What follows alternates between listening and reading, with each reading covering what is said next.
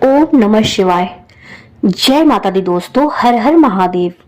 कैसे हैं आप सब? उम्मीद करती हूँ कि आप सब अच्छे होंगे। मेरे YouTube चैनल पे आपका हार्दिक स्वागत है। तो दोस्तों, आज की इस वीडियो में मैं लेकर के आई हूँ होलाष्टक में क्यों नहीं करने चाहिए शुभ कार्य। आइए जानते हैं इस वीडियो में। होली से पहले के 8 दिन होलाष्टक कहलाते हैं। इस साल होलाष्टक की शुरुआत 7 मार्च से हो रही है। इस बार 7 मार्च से होलाष्टक शुरू होगा। इस दौरान विवाह सहित अन्य मांगलिक कार्य नहीं होंगे। होली से पहले 8 दिन तक होलाष्टक रहते हैं।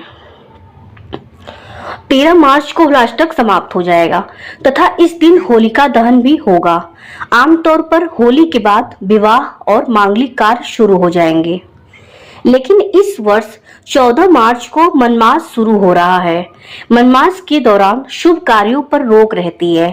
इस वर्ष विवाह समेत मांगलिक कार्य 13 अप्रैल को मनमास खत्म होने के बाद ही शुरू होंगे। सूर्य के मीन संक्रांति गोचर होने से 1 माह मांगलिक कार्य नहीं किए जाते हैं। भारतीय मुहूर्त विज्ञान और ज्योतिष शास्त्र अनुसार प्रत्येक कार्य शुभ मुहूर्तों का शोधन करना चाहिए। यदि कोई भी कार्य शुभ मुहूर्त में किया जाता है तो वह उत्तम फल प्रदान करता है। इस धर्म धुरी से भारतीय भूमि में प्रत्येक कार्य को सुसंस्कृत समय में किया जाता है, अर्थात ऐसा समय जो उस कार्य की पूर्णता के लिए उपयुक्त हो।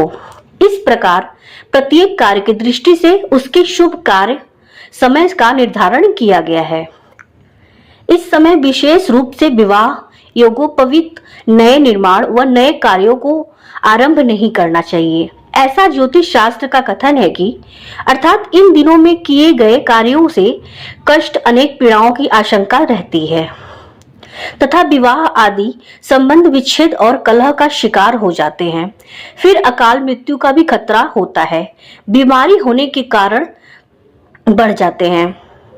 होलाष्टक से तात्पर्य है कि होली के 8 दिन पूर्व से है, अर्थात धुलंडी से 8 दिन पहले होलाष्टक की शुरुआत हो जाती है।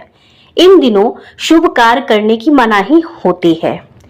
होलाष्टक शब्द होली और अष्टक 2 शब्दों से मिलकर बना है, जिसका भावार्थ होता है होली के 8 दिन। होलाष्टक फागुन शुक्ल पक्ष अष्टमी से शुरू होकर फागुन शुक्ल पक्ष पूर्णिमा तक रहता है। अष्टमी तिथि से शुरू होने के कारण भी इसे होलाष्टक कहा जाता है। दूसरे शब्दों में हम यह भी कह सकते हैं कि हमें होली आने की पूर्व सूचना होलाष्टक से प्राप्त होती है।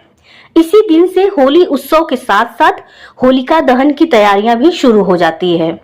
होलाष्टक के दौरान सभी ग्रह उपग्रह स्वभाव में रहते हैं, जिसके कारण शुभ कार्यों का अच्छा फल नहीं मिल पाता है। होलाष्टक प्रारंभ होते ही प्राचीन काल में होलिका दहन वाले स्थान की गोबर, गंगा जल आदि से लिपाई की जाती थी। साथ ही वहां पर होलिका का डंडा लगा दिया जाता था, जिनमें एक को होलिका और दूसरे को प्रहलाद माना जाता है। उग्र रहते हैं ग्रह। होलाष्टक के दौरान अष्टमी को चंद्रमा, नवमी को सूर्य, दशमी को शनि, एकादशी को शुक्र, द्वादशी को गुरु, त्रयोदशी को बुध, चतुर्दशी को मंगल और पूर्णिमा को राहु उग्र स्वभाव में रहते हैं। इन ग्रहों के उग्र होने के कारण मनुष्य के निर्णय लेने की क्षमता कमजोर हो जाती है, जिसके कारण कई बार उससे गलत निर्णय भी हो जाते हैं, जिससे हानि की आशंका बढ़ जाती है। जिनकी कुंडली में नीच राशि के चंद्रमा और वृश्चिक राशि के जातक या चंद्र 6ठे या 8वें भाव में है, उन्हें इन दिनों अधिक सतर्क रहना चाहिए। माघ पूर्णिमा से होली की तैयारियां शुरू हो जाती है। होलाष्टक आरंभ होते ही 2 डंडों को स्थापित किया जाता है। इसमें एक होलिका का प्रतीक है, दूसरा प्रहलाद से संबंधित है। ऐसा माना जाता है कि होलिका से पूर्व 8 दिन दाह कर्म की तैयारी की जाती है।